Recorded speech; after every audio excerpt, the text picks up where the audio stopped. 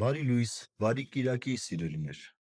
Այսօրվա ընթերցումը Հովհաննեսի ավետարանի 2-րդ գլխից դերևս բոլորից ծանոթ մեր Տեր Հիսուս Քրիստոսի առաջին հրաշքն է։ Գալիլեայի Կանա քաղաքում տեղի ունեցող հրաշքը, որտեղ ջուրը գինու փոխվեց։ Ես այս փոքրիկ հատվածը ընթերցեմ ցես, եւ երբ սեղանապետը ճաշակեց գինի դարձած ջուրը, չէր իմանում, թե որտեղից է, բայց սպասավորները, որոնք ջուրը լցրին, գիտեին։ Խոսեց Փեսայի հետ ու ասաց.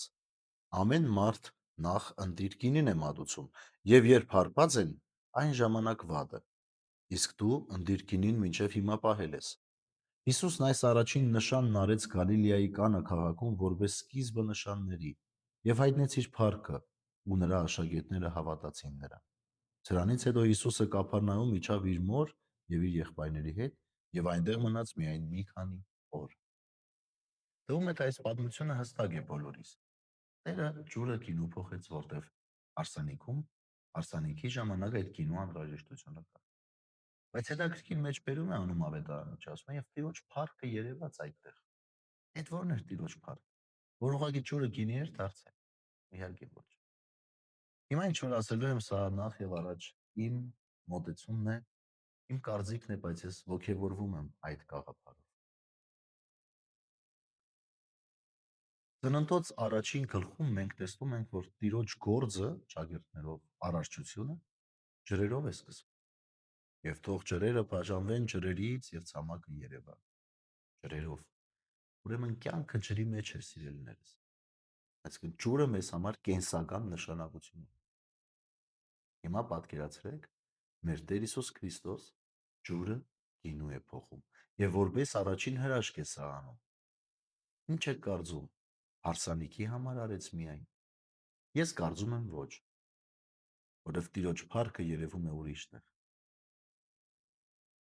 Ըստ իս Տերը ուզում էր ասել, որ այն կյանքը, որ ջրի մեջ է, արյունով պիտի սրբագործվի։ Պիտի արյան կյանք ունենաք եւ իմ արյան կյանքը պետք է ունենաք։ Եվ այդպես էլ եղավ։ Առաշչության մեջ կյանք առած մարդը հավիտենությունը ժառանգելու համար Քրիստոսի արյան կարիք։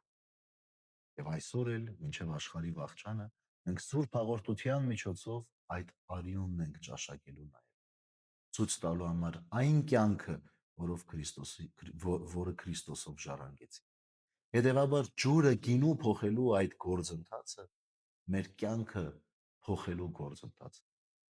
Որտեղ խրախճանքը, այդ հարսանիքը, այն վայրն է, որտեղ Տիրոջ հետ պետք է լինենք հավիտենական արքայության մեջ, որտեղ հավիտյան հարսանիք պետք է լինի, եկեղեցու եւ Քրիստոսի միության հարսանիքը պետք է լինի։ Եվ լավագույն գինին Տիրոջ արյունն է, որ տրվում է հարսանիքի մասնակիցներին, որպեսզի կարողանան վայելել այն հարսանիքը։ Սիրելիներս, այդ հարսանիքը մեր մայր եկեղեցիներում ամեն Կիրակի տեղի ունենում։ Խրախճանքի մասնակիցներ ենք մենք, հոգևոր խրախճանքի, որտեղ մեր Տեր Հիսուս Քրիստոս իր արյունն է տալիս բոլոր մասնակիցներին, որպես լավագույն գինի, ճակերտներով ասած, ճաշակելու եւ կյանք ունենալու, վայելելու այն ներկայությունը, որ դրա միջոցով է գալիս։ Ուրեմն հոգևոր նախաճաշը այսօր սրա մասին է։ Այն կյանքը, որ մենք ունենք, մեզ բավարար չէ հավիտենություն ժառանգելու համար, եւ մեզ պետք է մի ուրիշ կյանք, որ մեզ տվեց մեր Տեր Հիսուս Քրիստոս։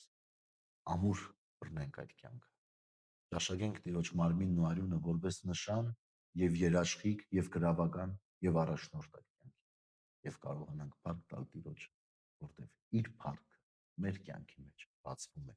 երբ մենք ճաշակում ենք Տիրոջ արյունը, ճաշակում ենք Տիրոջ մարմինը եւ հասկանում ենք, թե այս ինչ հրաշք է մեր ժամանակավոր կյանքը դարձավ հավիտենական։ Բարի եւ խաղաղ կիրակից ես բոլորիդ։ Աստված օրհնի։ Ամեն։